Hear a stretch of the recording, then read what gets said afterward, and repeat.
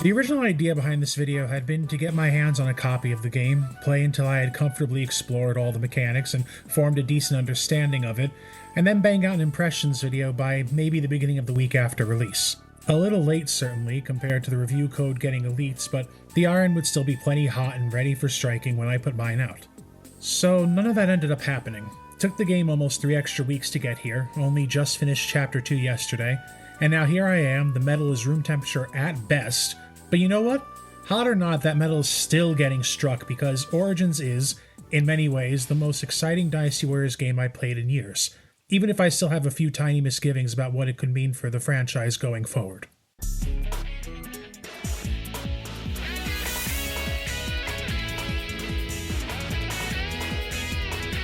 First, some credentials. I've been a fan of the series since I picked up a used copy of 3 Extreme Legends back in 2003.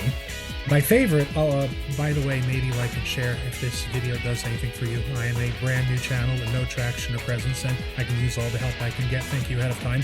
Anyway, my favorite game in the meta series is Warriors of Orochi 3 Ultimate for its fantastic gameplay loop and obscene amounts of content. Although in a pinch, I'd also throw Dynasty Warriors 5 in there for, in my eyes, being the platonic ideal of the classic Musou formula.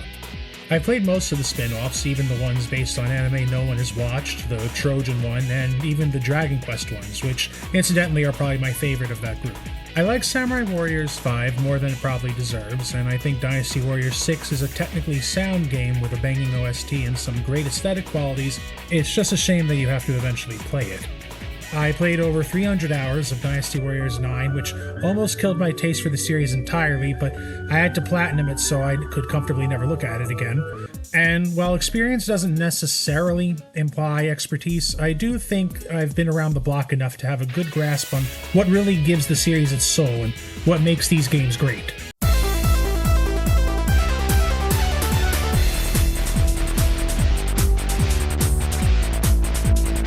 So let's knock that big question out right at the top. Is Origins a great game? Coming from the perspective of raw play, the short answer is yes. And the long answer is yes, but with like 5 S's added to the end of it. It's not just a great Musou game, capturing the one-man army feels so endemic to the series with glorious aplomb. It's also a great action game in general, with a dense but not overwhelming suite of weapons, movesets, and general combat actions that provide plenty of new options for series vets while keeping everything accessible for the inevitable newbie boom, all the while still keeping the core of large-scale battlefield hack and slash intact. I'm going to assume that if you click this video, you're familiar enough with what the series is that I don't have to spend the time scene setting. We once again find ourselves at the end of the Han Dynasty. Shit is about to pop off, and it's your job to help guide the new era by killing most of the population of China in big-time army-to-army combat. While most of the games in the series are content to let you choose one of the many, many famous warriors, politicians, and small children of the age, here you instead play as the Wanderer, a young amnesiac who, despite just wanting to find out who he was and where he came from, just keeps on coming across the big movers and shakers of the age and getting involved in all of the battles and all the major political upheavals, as you do. And here's where the glazing of the game is going to pause for a bit because this kinda sucks. A big selling point of past games has always been the large cast of colorful characters, big personalities, interesting weapons, snazzy designs. The Dynasty Warriors carnival of combatants has always been chock full of fun characters to commit unconscionable amounts of murder with. And while we'll get to the rest of the cast later, let's just hit it here and now. The Wanderer sucks. Someone somewhere at Koei Tecmo decided that, in a time of heroes and villains, players would instead like to step into the shoes of the most boring man in Asia. Watch as he listens blankly. And listens blankly. Continues to listen blankly. Blankly listens, the entire time, his face giving absolutely nothing away except bishy smolder.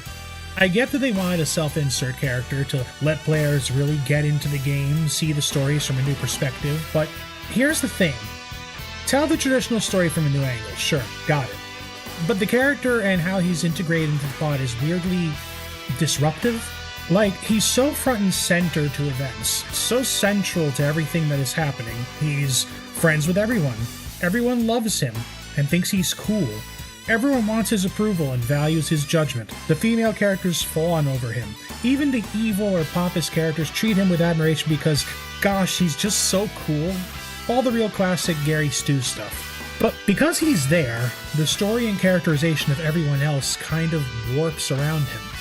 Characters who should feel close to each other actually feel less so because they're closer to him, undermining vital relationships that inform later, very important story turns. Others, whose great feats in battle define them in the historical record, are left shortchanged because it turns out, no, they were actually lame, and if Protag Kun wasn't there, then they would have lost.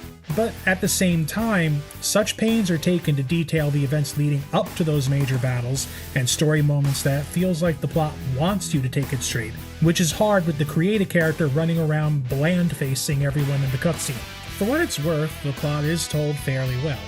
Flawed though it may be, the narrower focus allows the game to parse out how much time you spend on each character in each major conflict, letting you have multiple interactions with the major players. On occasion, they'll just sort of throw a character in there for a random cutscene, probably get the introduction out of the way, even if they have fuck all to do with the current events. My name is Jia Shu. We haven't actually spoken before. Still, you never feel disconnected from the main cast or the proceedings. So, by now you may be thinking, wow Dave, for how excited you sounded in the intro, you're sure dogging on the game a lot, and shoot, I ain't even done criticizing yet. Luckily, games are not a purely aesthetic medium, and must actually be played to be enjoyed, and it is here that Origins earns its full merits.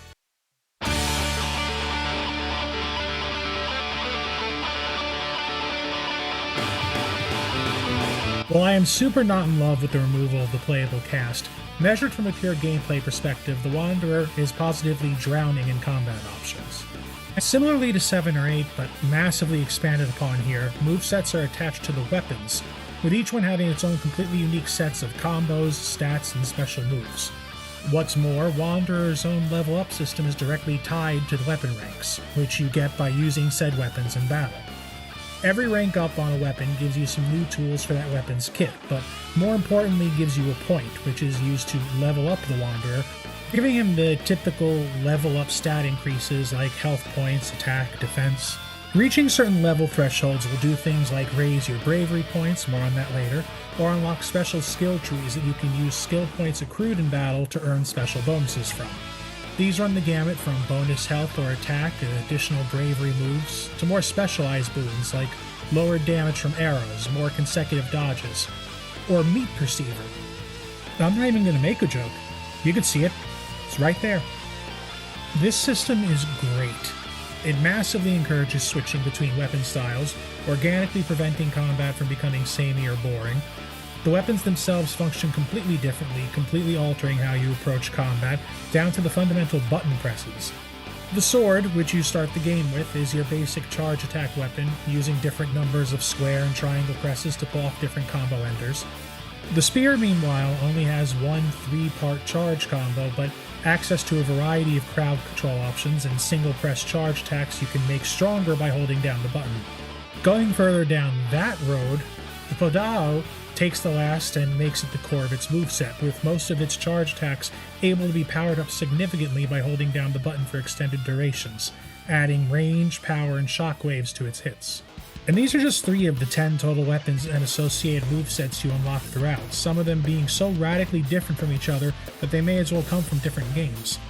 It's unfortunate that it's in the form of Blandy McBreadface, and more than once I thought to myself how cool these movesets would be with better, more fun characters to use them with. But personal preference aside, this is the strongest moveset differentiation I've felt in one of these since Hyrule Warriors Age of Calamity.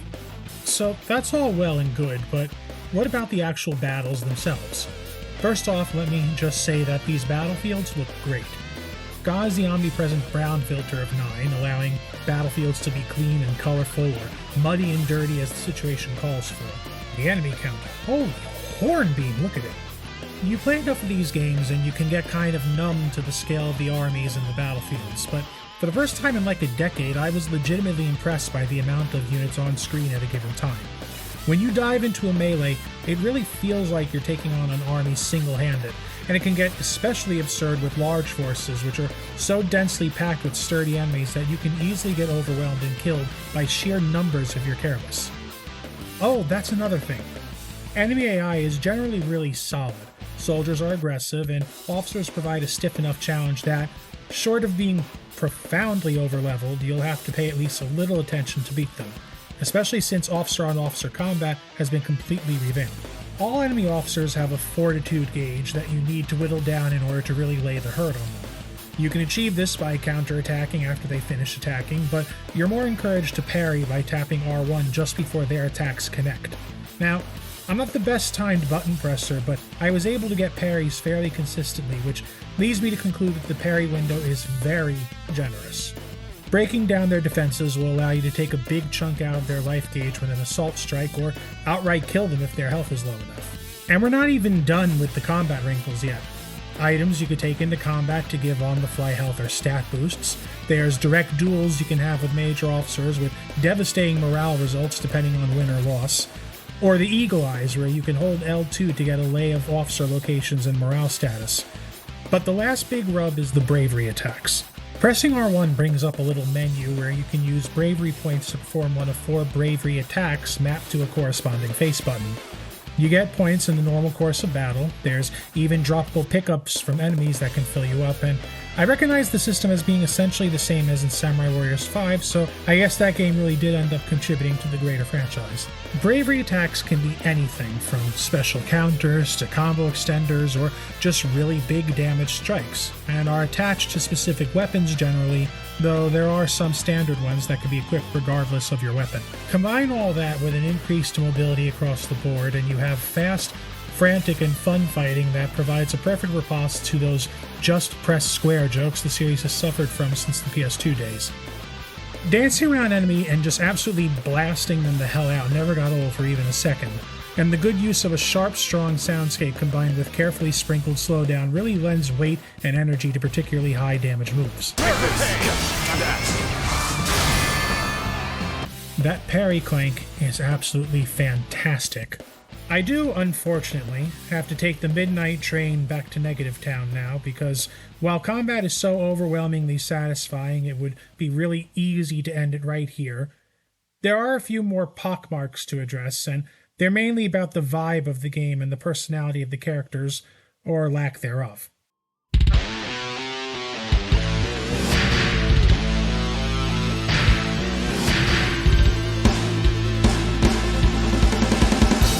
And I know this probably sounds weird considering that I just said the storytelling was fairly good a few pages back, but even if it's told well, I can't help but feel the game is a little dry, I suppose. Shocking as it may be to those who haven't played the games, we actually do love the plot and characters and how each is portrayed. That portrayal generally being through a thick coat of cheesy, energetic bombast and flamboyant characterization. While I do genuinely think the VA in this game did a stellar job, and some of these are not devoid of charm, I can't help but deflate a little bit when I hear every character delivering a similar even-toned soliloquy about their lord, or their duty, or the land. This is a really weird and subjective complaint to people who haven't been with the series for long, so maybe some examples will help illustrate what I mean. So here's original generation Huang Gai.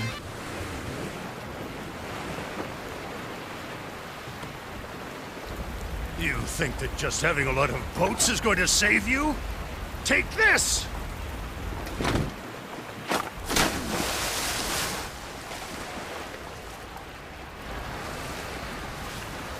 You don't stand a chance fighting against Wu, especially on the water.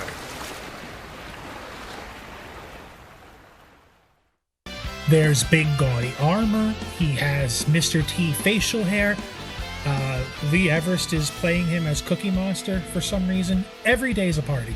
Now here's new Huang Gai. No matter how brilliant someone is, and how detailed their plan, no one knows what will happen on the battlefield. However, having you among our forces will allow us to respond to a variety of situations.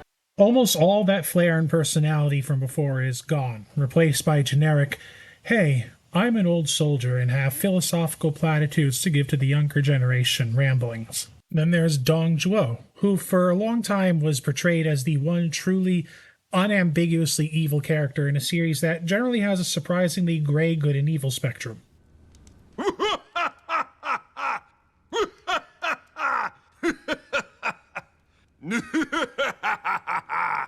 Immeasurable wealth, fame, women. Everything in this land is mine. And nobody can ever take it away from me again. Ha!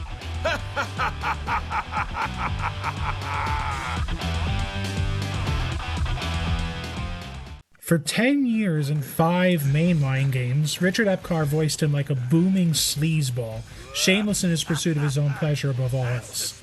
Here, like every warlord character in fiction, he's given bog-standard social Darwinism dialogue, which the game almost portrays as weirdly noble? Decaying or not, the Han Dynasty has a long history, and the power and authority it has accumulated will not prove easy to seize.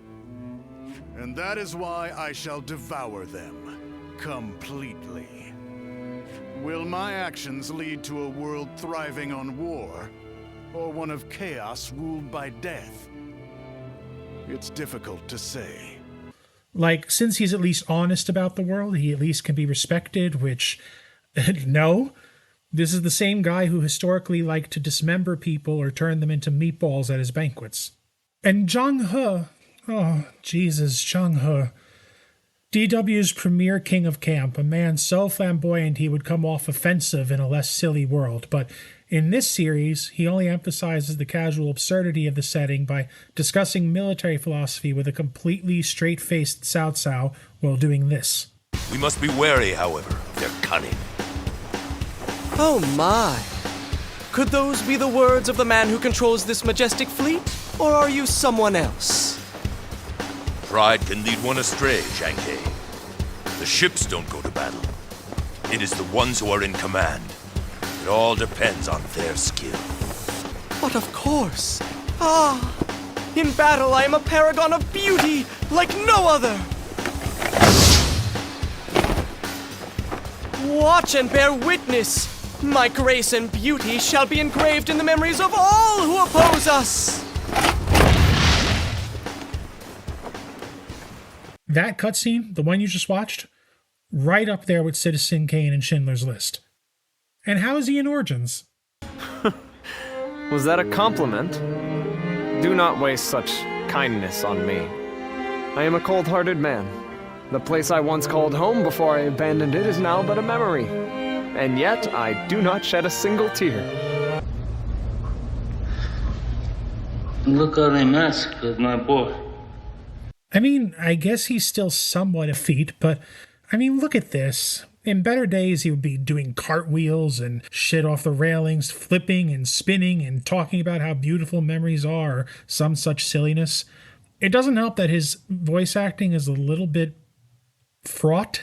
I could perseverate all day, and I'll admit some of my annoyance comes from my attachment to the longtime voice actors from the previous game who are all but gone now.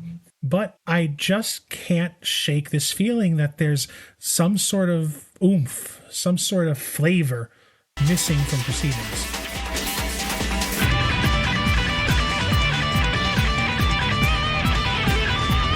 However, with that being said, I hope that I've made it clear in this video that I really like this game. I enjoy playing it tremendously, and after I finish recording this, I'm going to go play it some more. In terms of raw gameplay and battle systems, I hope it serves as an effective blueprint for hopefully more fully featured Dynasty Warriors games to come. But as it is, Origins is a great installment in the series and a fantastic introduction for people who maybe thought that there was just too much stuff, I guess, in the previous ones. It's definitely well worth a buy, and even more worth a play.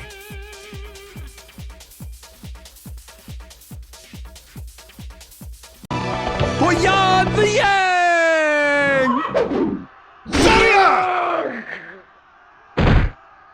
Forgive me. I must repay my debts.